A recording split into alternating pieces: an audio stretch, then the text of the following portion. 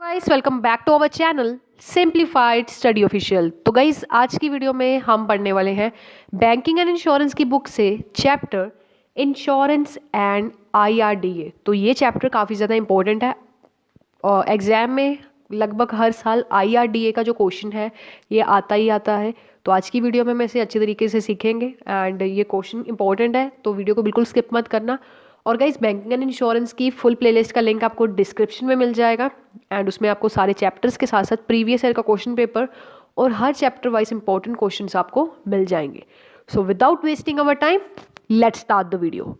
तो गाइस इस चैप्टर में हम इंश्योरेंस एंड आईआरडीए के बारे में पढ़ने वाले हैं। तो सबसे पहले इंश्योरेंस आपको पता है, मैंने पिछली वीडियो में भी आपको बताया था, इंश्योरेंस एक ऐसा कॉन्ट्रैक्ट होता है किसके बीच में होता है, इंश्योरर एंड इंश्योर्ड के बीच में, जिसमें जो इंश्योरर है वो एग्री करता है कि अगर आपको कोई भी लॉस होगा with in the period of, कह सकते हो जितने मंथ की या जितने महीने की या जितने साल की पॉलिसी है, ठीक है, उसके अंडर अगर आपको कोई लॉस होगा तो इंश्योरर उसे क्या करेगा, पे करेगा। और इंश्योर्ड प्रॉमिस करता है कि वो पर मंथ या फिर पर ईयर प्रीमियम क्या है, पे करेगा।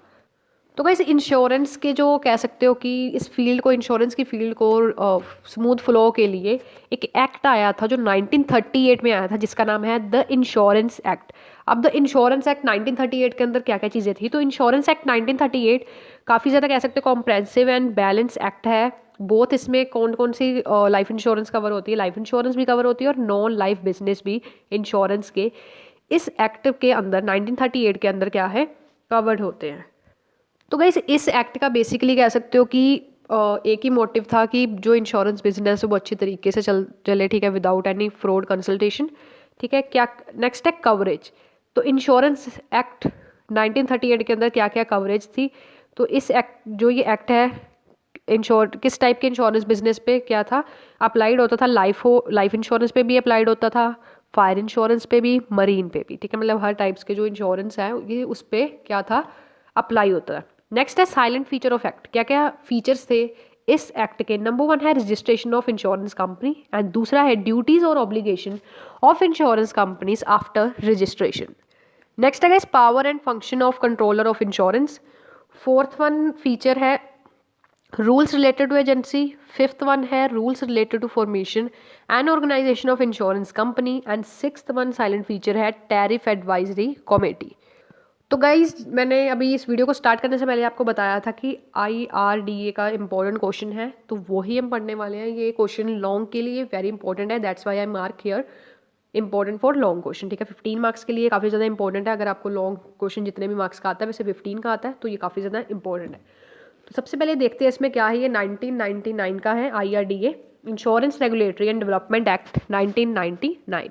तो मल्होत्रा कमेटी ने अपनी रिपोर्ट में जो सबमिट की थी गवर्नमेंट ऑफ इंडिया को, जो सबमिट की थी 7 जनवरी 1994 को, जिसमें स्ट्रॉन्ग रिकमेंडेशन की थी कि कुछ ऐसी तरीके की इस्टेब्लिशमेंट को, कुछ ऐसे तरीके का इंस्टीट्यूट को इस्टेब्लिश कीजिए जिससे strong and effective insurance regulatory act क्या है या फिर इंश्योरेंस बिजनेस है वो अच्छी तरीके से चलता रहे। तो इसीलिए गवर्नमेंट ऑफ इंडिया ने इंट्रोड्यूस किया and interim insurance regulatory authority IRDA 1996 में। फिर गाइस जो बिल था ये रेक्टिफाई कर दिया गया था, जिसके कारण जो insurance regulatory and development authority है वो इंट्रोड्यूस की गई again in 1999 along with 3 schedule के साथ ये हुई थी, ठीक है। पहला था अमेंडमेंट टू इंश्योरेंस एक्ट 1938, दूसरा था एलआईसी एक्ट 1956 एंड तीसरा था जीआईसी एक्ट 1972। ये पास हुए थे। उसके बाद अगर salient features of IRDA act, ये फीचर्स आपको 5 मार्क्स के लिए भी वेरी इंपॉर्टेंट है, ठीक है, फीचर्स भी आ सकते हैं 5 मार्क्स के लिए। तो सबसे पहला आप फीचर पढ़ेंगे act to establish regulatory authority.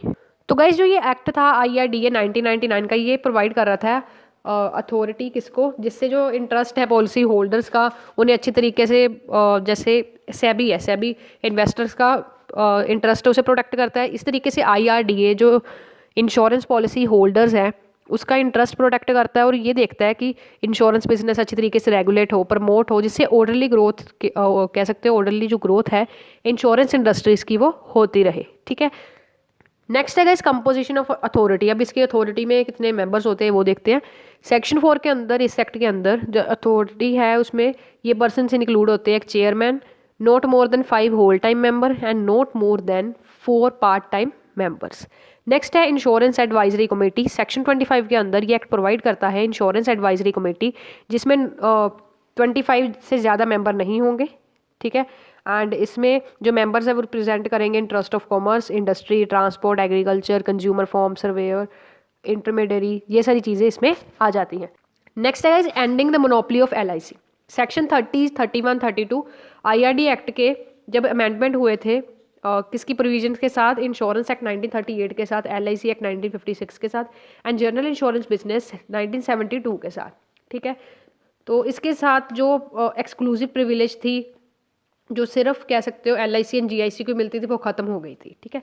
Next है insurance business have been open to Indian company only. अब जो बिजनेस है इंडियन कंपनी तक ही ओपन किया गया था।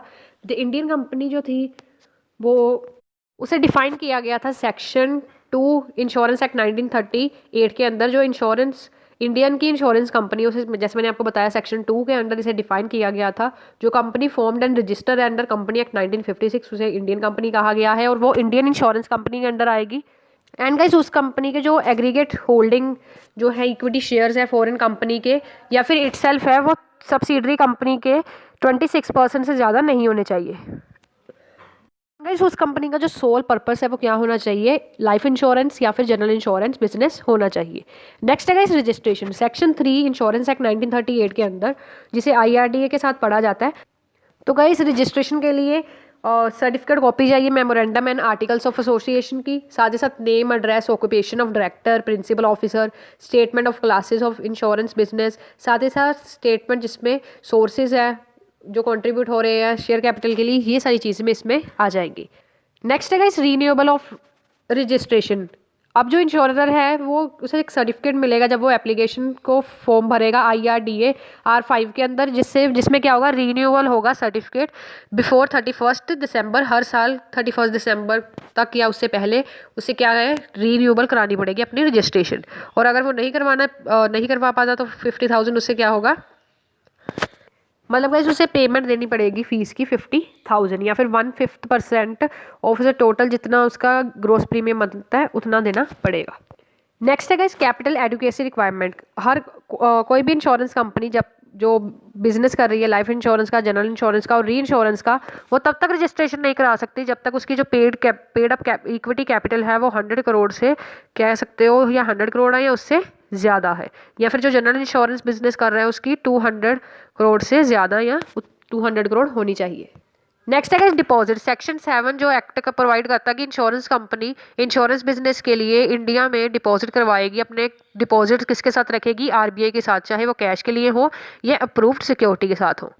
नेक्स्ट है guys accounts and balance sheet. Section 11 provide करता है इंश्योरेंस एक्ट 1938 के अंदर कि जो हर इंश्योरेंस कंपनी है वो at the expiry of financial, मतलब 31 मार्च तक वो क्या करेगी, बैलेंस शीट प्रिपेयर करेगी, profit and loss account prepare करेंगी और साथ ही साथ revenue account, receipt and payment account को प्रिपेयर करेंगी। नेक्स्ट है investment of asset. Section 27 provide करता है ऐसी अथॉरिटी जिसमें, मतलब उसमें आप कह सकते हो कि इंटरेस्ट जो है पॉलिसी होल्डर का दिया गया है, जिसमें आपको रेगुलेशन प्रोवाइड किए गए कि कितना टाइम लगेगा, क्या मैनर या क्या कंडीशन है इन्वेस्टमेंट ऑफ एसेट की। नेक्स्ट है insurance business is in rural और सोशल सेक्टर। अगर हम सेक्शन 32B या सेक्शन 32C के अंडर करें, हर इंश्योरेंस कंपनी डिस्चार्ज करेगी अपनी ऑब्लिगेशन, चाहे वो लाइफ इंश्योरेंस हो, चाहे जनरल इंश्योरेंस हो, जनरल इंश्योरेंस पॉलिसी हो, उन पर्सन तक जो रूरल सेक्टर में रह रहे हैं या फिर वर्क कर रहे हैं ऐसी अनऑर्गेनाइज्ड या इनफॉर्म सेक्टर में, ठीक है। नेक्स्ट है power of investigation and inspection. अब जो अथॉरिटी है वो अगर उसे अकॉर्डिंग टू कह सकते हो कि इंश्योरेंस बिजनेस या इंश्योरेंस पॉलिसी को लेकर अगर उसे किसी भी पर्सन की या डायरेक्ट किसी भी पर्सन के लिए इन्वेस्टिगेट करना है, ठीक है, अफेयर्स के लिए इन्वेस्टिगेट करना है तो वो कर सकती है। नेक्स्ट है limitation of expenditure on commission. अब जो गाइस इंश्योरर है या फिर इंश्योरेंस कंपनी है वो इंश्योरेंस एजेंट को पे नहीं करेगी कोई भी रेमोनरेशन कम्युनिकेशन एक्सीडिंग, अगर पॉलिसी ग्रांट जो है कह सकते हो कि सिंगल प्रीमियम है तो 2% या प्रीमियम देख सकते हो, या फिर जो पॉलिसी ग्रांट है वो डेफर्ड एन्यूटी बेसिस है जिसमें आप 7.5% ही फर्स्ट ईयर प्रीमियम दोगे और उसके बाद 2% क्या है प्रीमियम उस पर्सन को दोगे जो आपका एजेंट है। अगर किसी और केस पे 35% आप क्या दोगे, फर्स्ट ईयर प्रीमियम दोगे और उसके बाद 7.5% सेकेंड ईयर के लिए दोगे, ठीक है। नेक्स्ट है guys licensing of insurance agent. Section 42 provide करता है इंश्योरेंस एक्ट का 1938 का, जो आईआरडीए के साथ पढ़ा जाता है कि अगर कोई पर्सन मान लो लाइसेंस ऑब्टेन करना चाहता है इंश्योरेंस एजेंट का, तो उस एजेंट को क्या करना होगा, अब एक फॉर्म सबमिट करना होगा आईआरडीए एजेंट वीए में, जिसमें एप्लीकेशन में वो इंडिविजुअल क्या है अपना भरेगा, ठीक है, मतलब अपनी इन्फॉर्मेशन वगैरह भरेगा अगर वो एजेंट बनना चाहता है। तो गाइस जब वो फॉर्म भरेगा उसके बाद उसे क्वालिफिकेशन देखी जाएगी एंड उसके बाद उसे प्रैक्टिकल ट्रेनिंग दी जाएगी एंड उसके बाद एग्जामिनेशन होकर फिर वो क्या होगा, एजेंट बनेगा। तो गाइस आज की वीडियो में इतना ही। नेक्स्ट वीडियो में हम इसका सेकंड पार्ट करेंगे एंड बैंकिंग एंड इंश्योरेंस की फुल प्लेलिस्ट का लिंक आपको डिस्क्रिप्शन में मिल जाएगा। So meet you soon in the next video with the next topic. Thanks for watching this video guys, and don't forget to like, subscribe and share my channel for more videos like this.